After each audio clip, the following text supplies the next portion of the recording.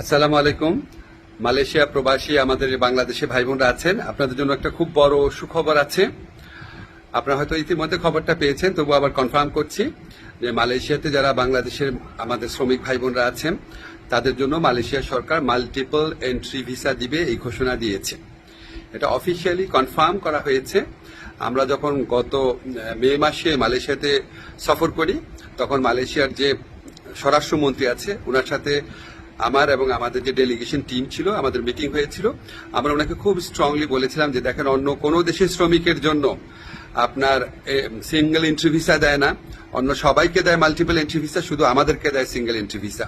তো উনি আসলে খুব অবাক হয়েছিলেন শুনে। উনি সংশ্লিষ্ট কর্মকর্তাদের জিজ্ঞেস করেছিলেন, মিটিং এ যারা ছিল তারা উনাকে কনফার্ম করেছে যে বাংলাদেশের ক্ষেত্রে এই বৈষম্যমূলক ব্যবস্থাটা আছে। তো উনি এটা শুনে সাথে সাথে নির্দেশ দিয়েছিলেন। তো তারপরও আমরা খুব ওয়েট করছিলাম, দিনের পর দিন যোগাযোগ রেখেছি কবে এই সুখবরটা সত্যিকার অর্থে আমরা এক্সিকিউটেড দেখতে পাবো। তো আমরা কনফার্ম হয়েছি মালয়েশিয়া সরকার এখন থেকে আমাদের যারা বাংলাদেশি শ্রমিক ভাইরা আছেন তাদেরকে মাল্টিপল এন্ট্রি ভিসা দিবেন। তো ইনশাল্লাহ আরো মালয়েশিয়ার ব্যাপারে ইনশাল্লাহ আরো কিছু গুড নিউজ আমরা অচিরেই দিতে পারবো। আমাদের অলরেডি একটা প্রতিনিধি দল মালয়েশিয়াতে আছে, সামনের মাসে আরো বড় পর্যায়ে একটা সফর হওয়ার কথা আছে। ইনশাল্লাহ আমরা খুব দ্রুত আরো কিছু গুড নিউজ আপনাদেরকে দিতে পারবো।